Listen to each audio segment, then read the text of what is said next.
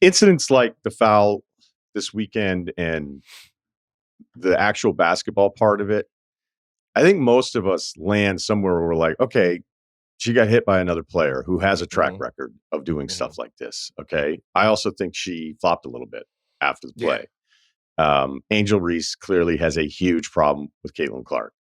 It's gone back to the college days. Some of Angel's quotes, like if we wanted to be totally fair about this, if you wanted the coverage, like you want me to talk about the WNBA the way I talk about the NBA, then I would be like, okay, when is the next Angel Reese quote coming along where I'm like, hey, great point and reasonable observation? It just doesn't seem like there's a ton of those right now. But this is still new for me. It's all still new for me.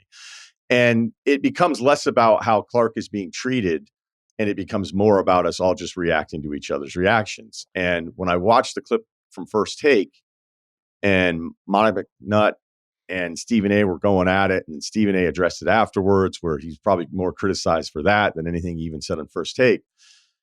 Knowing that, I look back at having to come up with a show every day for 3 hours a day for almost 10 years, depending on how long you look at, I was there longer than that, but having an afternoon show, it felt like there was a push toward the end where it was like, hey, this may not be great for ratings, but it's the right content to do. Giving the WNBA some love or some other story where you felt like it was an underserved topic. You're like, okay, I think the motivations behind that are good intentions, but I still have a show to do where I have to worry about how many people want to listen to my show. And so I don't agree with Stephen A on plenty of stuff. But I thought to then go at him saying prior to Clark, you could have done more coverage, when it's like, okay, but the Clark part is a topic that is working in a way that no other WNBA topic has worked before. Again, as somebody who had to do this every single day, there was never a time where I was like, we should probably do more WNBA because it's the right thing to do, knowing that I'm going to lose my audience maybe in that segment. And whether you think it's because the audience is just too misogynistic or outdated, that's totally fair. But I think it was unfair to go at Stephen A in that moment, specific to that, by saying you could have been doing this earlier, when the likelihood is that First Take would have the numbers going, hey, after we go from NFL or this NBA potential trade demand or all these different things, and we did a breakdown on the Sky and Fever, I know what would happen to that segment as far as viewership. And I sometimes feel like that is forgotten. The programming part is conveniently overlooked when we talk about whether or not something is just the right thing to do as far as content. Yeah, so this is the crux of the WNBA discussion for the last, I'd say, 5 to 10 years. Because if you've watched the product has increasingly got better, right? And yes, we had this conversation on Higher Learning last season about the charter flights, right? The whole charter flights thing came up. I just did a mathematical breakdown of what percentage of the WNBA revenue charter flights would cost, and what percentage of the NBA revenue charter flights cost those guys, right? And does it make financial sense to do it for a league that wasn't turning a profit at that point? And I was flambéed. I don't know if you've ever seen Last of the Mohicans, but there's a point where the guy is set on fire and then Long Rifle shoots him in the head to give him a merciful killing.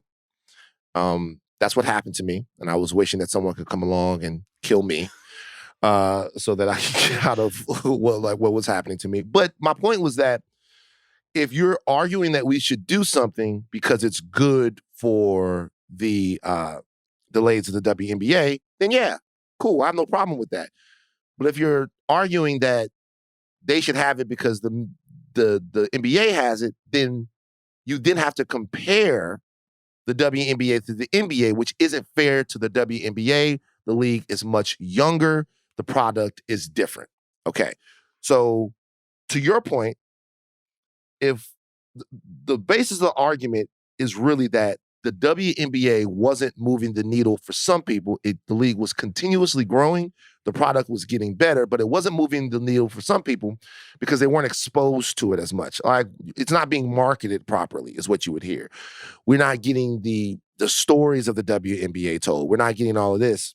And then on the other side of that, it's like, just, people aren't into it because people don't really get with the product.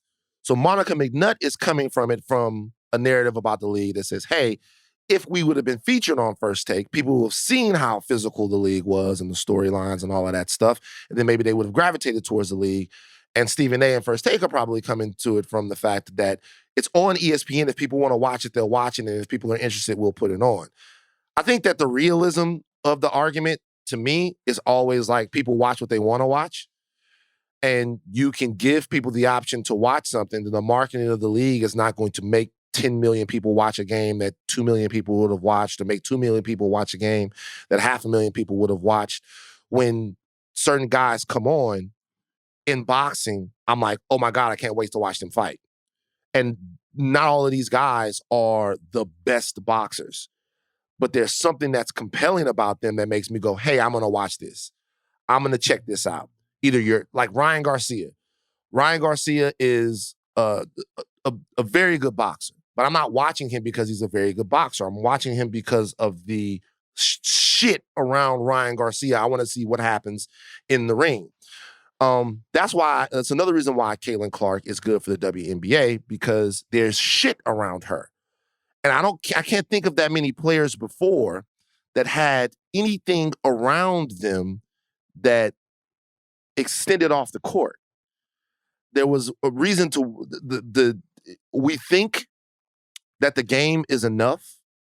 The game is never enough for casual fans. It never. isn't. That's the point. The game, like for hardcore fans will watch Washington play Chicago on League Pass on a Tuesday night. They want to see it. They want to be able to have an analytical. But for the casual fan, for the fan that's just tuning in, the game is never enough. And the WNBA now, because of Clark, because of Reese as well, because that goes back to college between those two players as well, it's more than the game now. It's all of these other conversations and all of these other subplots. And hopefully they'll be able to maintain that. And it was always moving. The game had already been something that was super entertaining to watch. Now it's more than the game, and they should really be into that. They should be stoked. So you said something in there that I have always brought up, and I think it's important because I'm not sure I know the answer.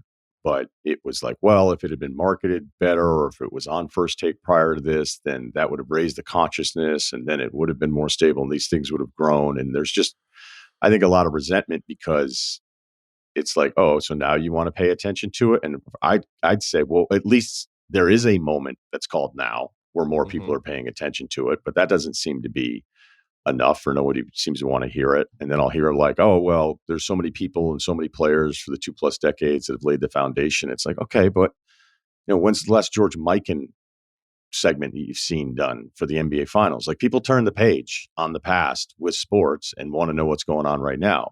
When you brought up the marketing part of it, maybe it's that. Maybe the stories haven't been told.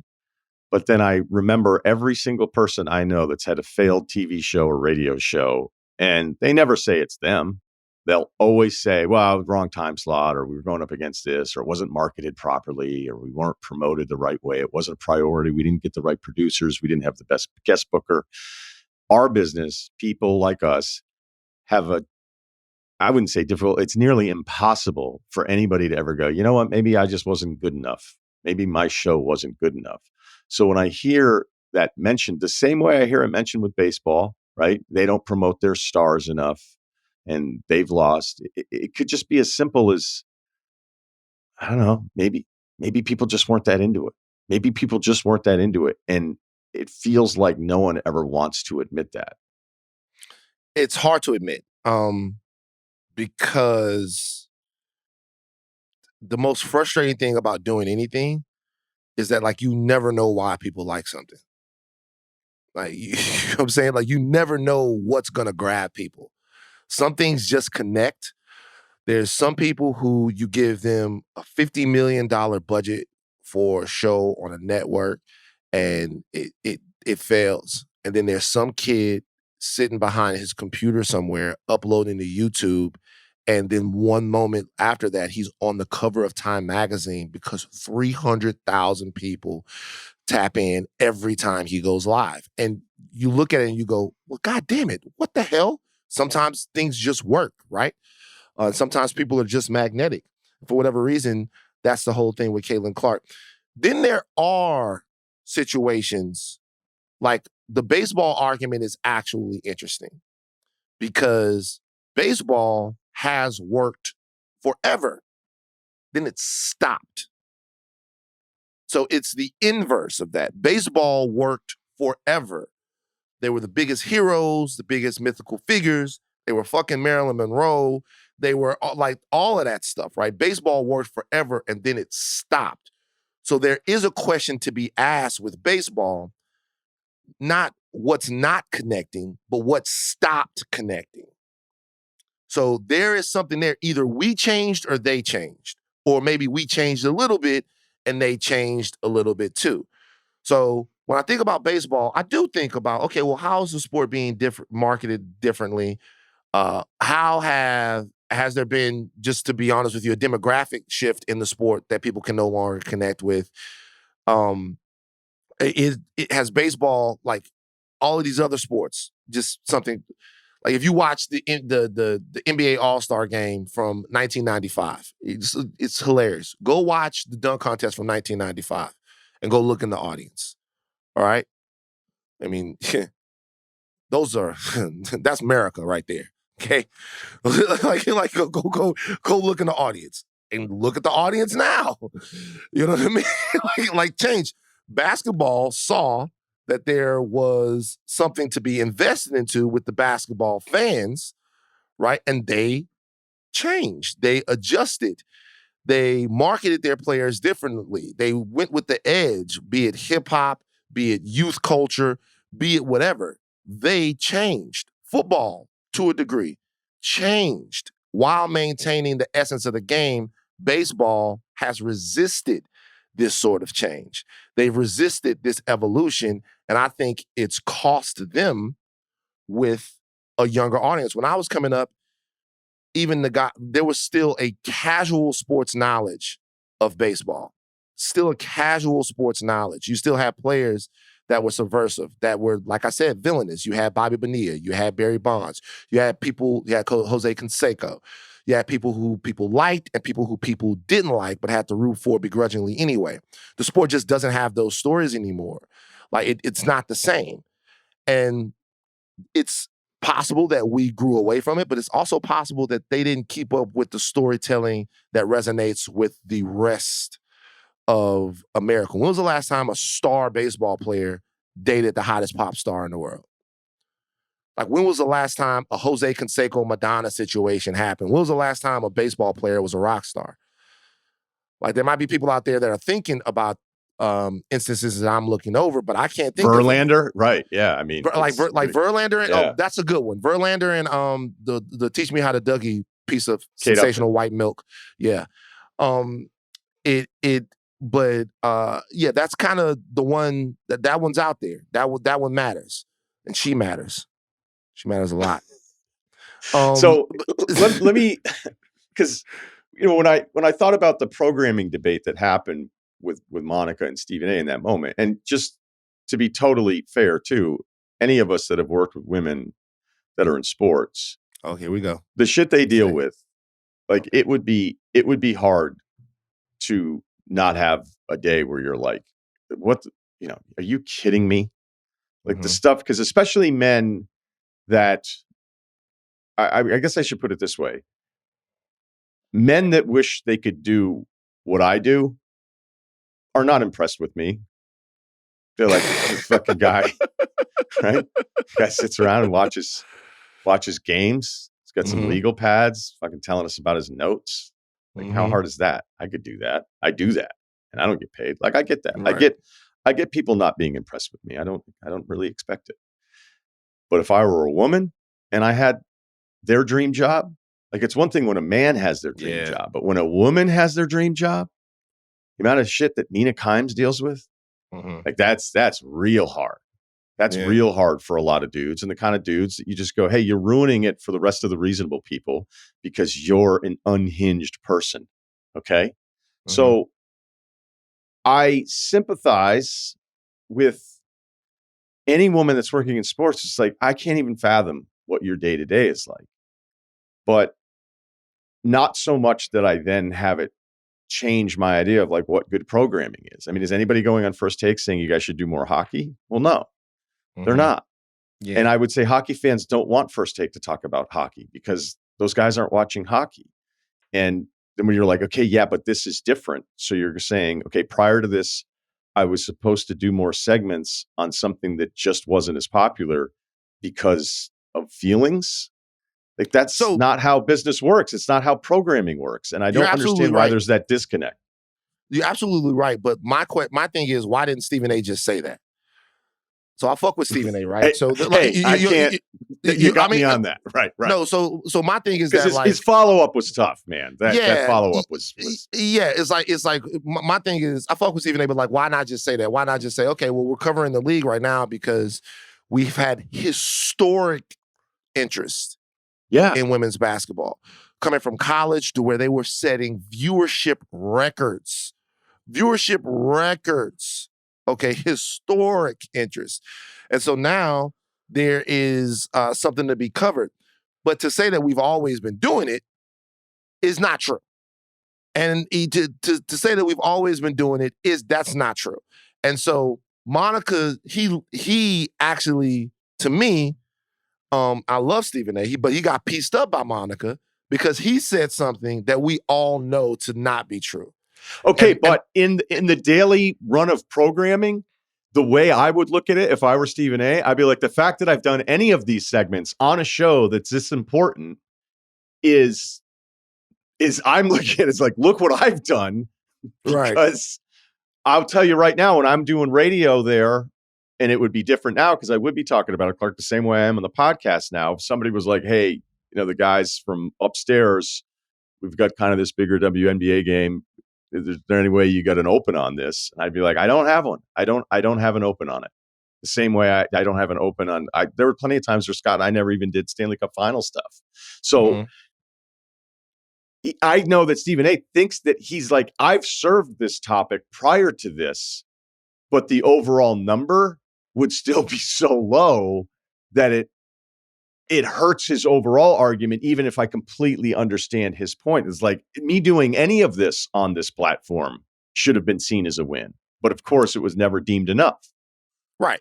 And it's never going to be deemed enough by people who want more because we're negotiating the more now, right? Like, there are fights on every Saturday.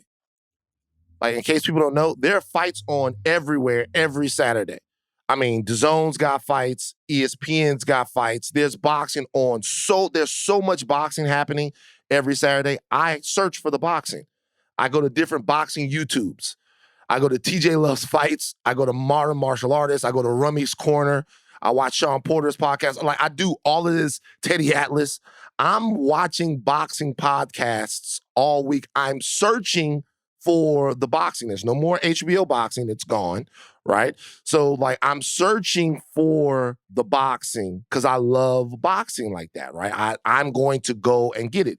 I don't get served that much boxing on ESPN, hardly any, until there's a big fight that people care about, or there's a big fight that ESPN thinks people are supposed to care about. And there's business that's into it. And it's the whole nine. So I think she actually got him because she said something that was unassailable. Maybe not logical in terms that they should have covered it more. Maybe you can make that argument. But she said something that was unassailable, and then he was like, nah, that's not true. So she said, hey, you haven't been covering the WNBA like this before. And the answer would have made him look even more savage. The answer would have been like, well, there wasn't that much reason to. Like if he would have come at it like that, there's not much reason to now. But then he loses there. He loses there. Like if he says the truth and says, because it wouldn't have done well. Well, look, to me, that's kind of what Shannon said. Shannon was like, nobody was. Shannon said that. And when Stephen A came back and even expounded, what he said was, I've platformed more women on First Take than anybody has. He brought up Monica. He brought up Janae. He brought the up follow-up was a disaster. Right. And so that's the thing. So the reality is, look, there's nothing wrong with saying that the WNBA is experiencing a surge in popularity. That's what everybody always wanted. Everyone wanted the WNBA to experience a surge of popularity. The league has been growing prior to this, but now there is a unique and very direct surge in popularity. If I'm the WNBA and fans of the W, what I'm wondering is, I'm not criticizing or castigating people who are just Johnny-come-latelys to the league. Shouldn't do that at all. I think that's biting off your nose to spite your face. Unless they become annoying, because I do get that. I do get annoyed when people just like, when they get something new, like when they get something new that I've been on. Yeah, of course. That's always annoying. That's always annoying. Like that, I understand that. When they get something new, I've been watching this. Like when everybody, when Deion made everybody casual college football fans last year, it was my nightmare.